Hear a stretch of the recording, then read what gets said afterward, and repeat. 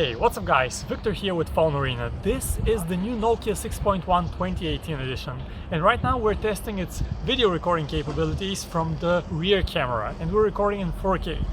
Now this camera records in 4K and 1080p, so let's test the video stabilization first in 4K. Follow me as I walk around.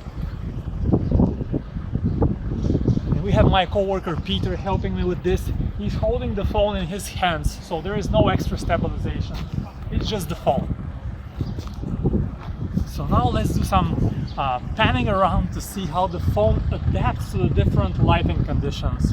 When it gets dark, the phone should lighten up the scene, and when it gets brighter, it should darken it, so it adapts to different exposure.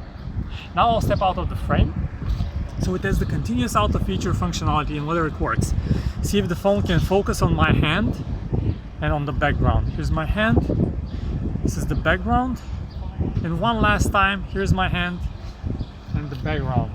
And now let's also test the zoom functionality. So we'll try to zoom all the way in on my face and see what kind of detail can you expect from this phone.